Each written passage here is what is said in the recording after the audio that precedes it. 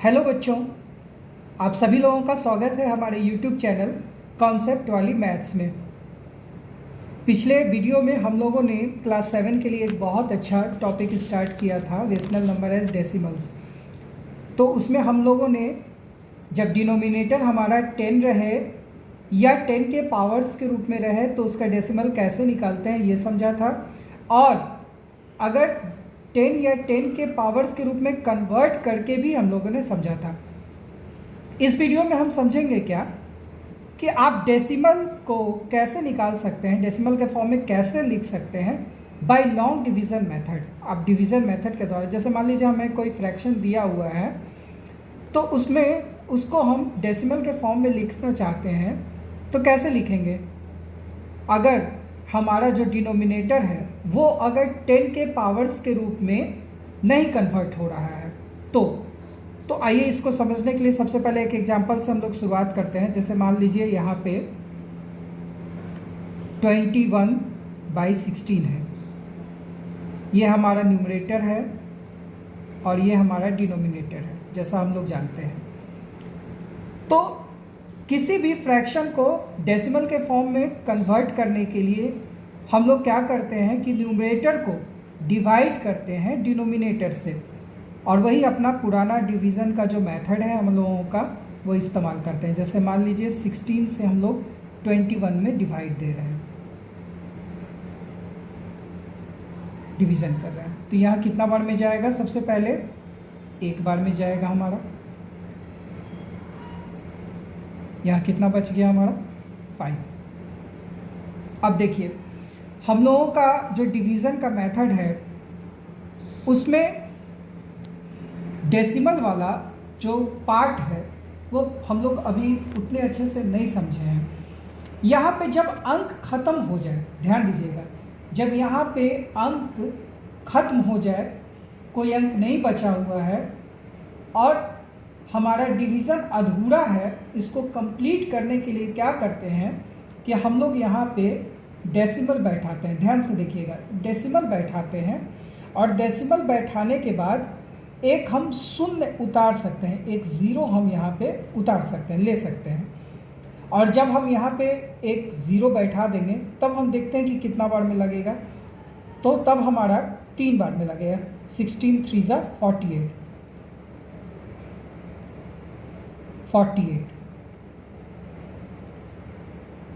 और तब हमारा कितना बच जाएगा, 2 बच जाएगा।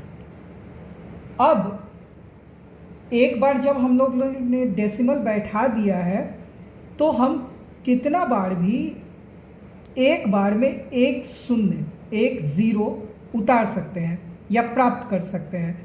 तो फिर से हम प्राप्त करते हैं, यहाँ पे एक ज़ीरो हम लिख सकते हैं। तो जब हम यहाँ पे ज़ीरो लिखें तो अब कितना बार में जाएगा, एक बार में जाएगा। फिर से हमारा 16 हो गया। अब कितना बच गया, 4 बच गया। फिर से हम जीरो बैठा सकते हैं। अब देखिए अब कितने बार में जा सकता है, 2 बार में जा सकता है।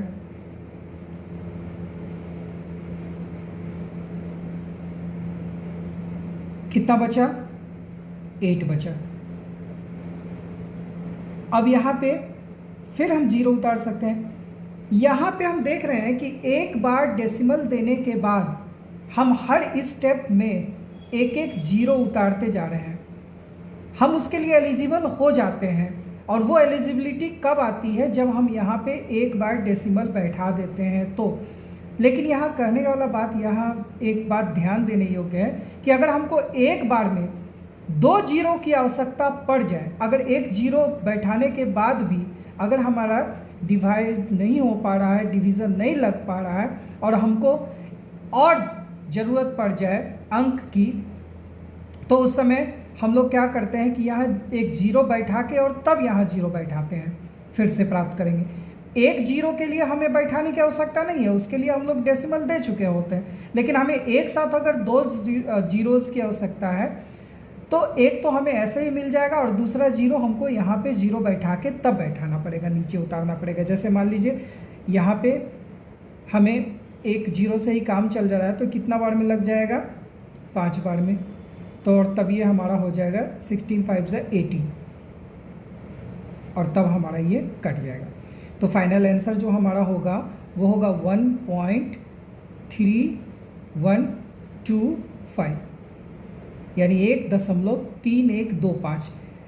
आप लोग कभी भी इसको 1.3125 नहीं पढ़ेंगे, क्योंकि इसको डेसिमल के बाद जो भी अंक रहता है उसको पढ़ा जाता है, गिना नहीं जाता है।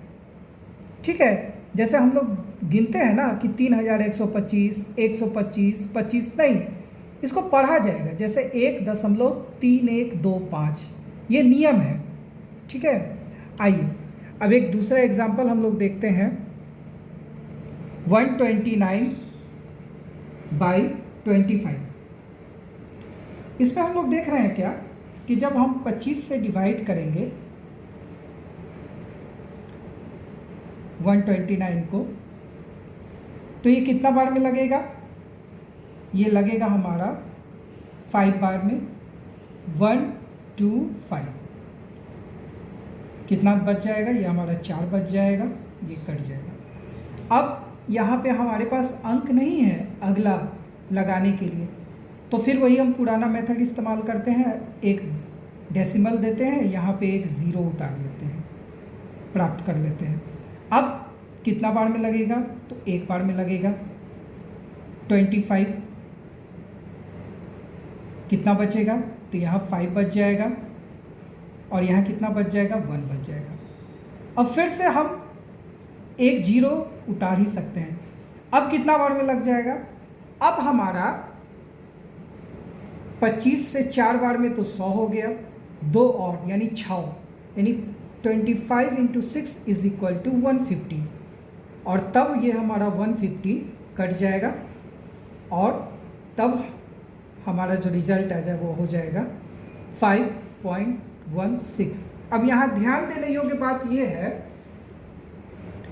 कि यहाँ जो हमारा डिवीज़न हो रहा है वो टर्मिनेट कर जा रहा है, ख़त्म हो जा रहा है।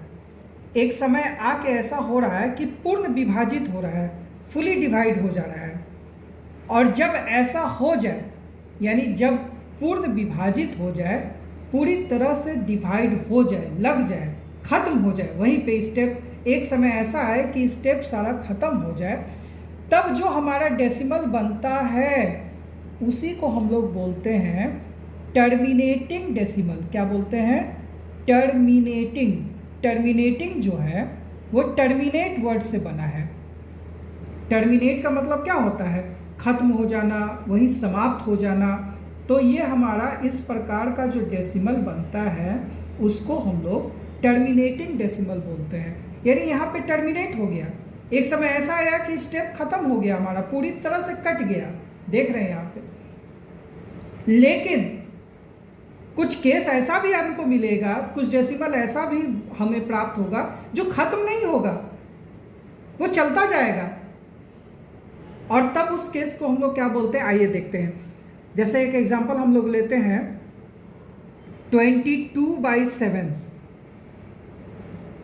यहाँ पे भी हम लोग 7 से डिवाइड करेंगे 22 को। आइए सबसे पहले कितना बार में लगेगा? 3 बार में। 21 हुआ, एक उतरा। अब यहाँ पे वही अपना पुराना स्टेप, पॉइंट बैठा के यहाँ पे 0 लगाए। अब कितना बार में लगेगा? एक बार में। फिर 7 हो गया, फिर 3, फिर 0 बैठा है। फिर कितना बार में लगेगा? 7 4 28। ये कितना हो जाएगा? 2। फिर 0 बैठा है,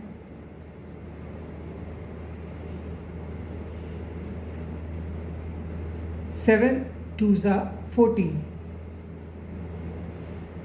ये कितना हो जाएगा? 6। फिर 0 बैठा है, 7 8 56। हम देखेंगे क्या कि ये तो चलता ही जा रहा है, चलता जा रहा है, चलता जा रहा है, चलता जा रहा है, ये खत्म ही नहीं हो रहा है, टर्मिनेट ही नहीं हो रहा है।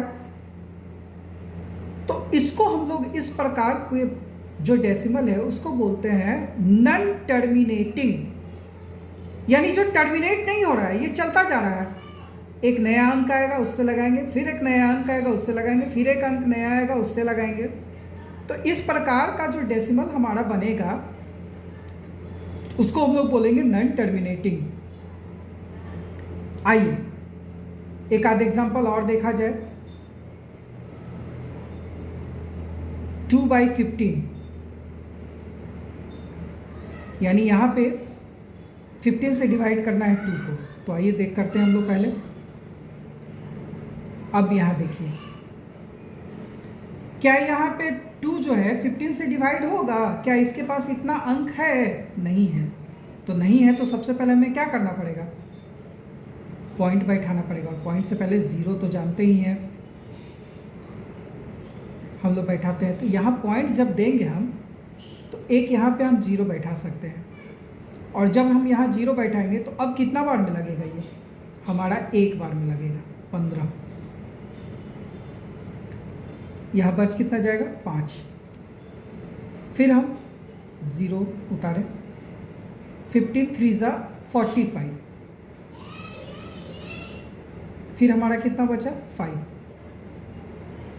फिर हम 0 बैठाएं, फिर 3 बार में लगाएं, 15 3 = 45। फिर हमारा 5 हुआ, फिर हम 0 उतारें, फिर 3 = 45। तो आप लोग कहेंगे क्या कि यहाँ ये क्या हो रहा है?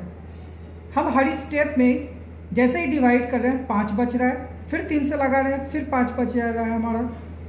तो यहाँ पे ये जो है हमारा क्या हो रहा है कि रिपीट कर रहा है। टर्मिनेट तो होगा नहीं, कभी कभी ऐसा नहीं आएगा वक्त कि ये डिवीज़न पूरी तरह से कंप्लीट हो जाए, टर्मिनेटिंग अवस्था में आ जाए।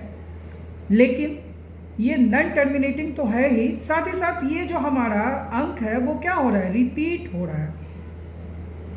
तो जब हमारे साथ ऐसा हो कि ये रिपीटिशन हो, तो इसको हम लोग बोलते हैं non terminating repeating decimal. Repeating decimal repeat कर रहा है यहाँ पे, और जो अंक रिपीट कर रहा है, जो डिजिट रिपीट कर रहा है, उसके ऊपर हम लोग क्या करते हैं? बार लगा देते हैं। जैसे यहाँ पे 3 जो है रिपीट कर रहा है बार बार, इसीलिए इसको हम लोग लिख देंगे 0.13, और 3 चूंकि रिपीट कर रहा है इसलिए इसके ऊपर बार लगा देंगे। और ये बार इस बात को रिप्रेजेंट करेगा कि ये 3 जो है वो रिपीट कर रहा है। या इसको इस प्रकार से भी हम लिख सकते हैं 0.13, और 3 के ऊपर ये इस प्रकार से पॉइंट बैठा देंगे। तो ये भी डिनोट करता है कि ये रिपीटिंग है। लेकिन ज़्यादा प्रचलन में ये है हमारा, इस तरह से भी लिख सकते हैं, इस तरह से भी लिख सकते हैं, लेकिन आप लोगों के लिए ज़्यादा उपयुक्त इस तरह से होगा 0.13, और 3 के ऊपर बार लगा दिए तो ये रिप्रेजेंट करता है कि 3 जो है हमारा बार बार रिपीट हो रहा है। आइए एक एग्जाम्पल और देखते हैं।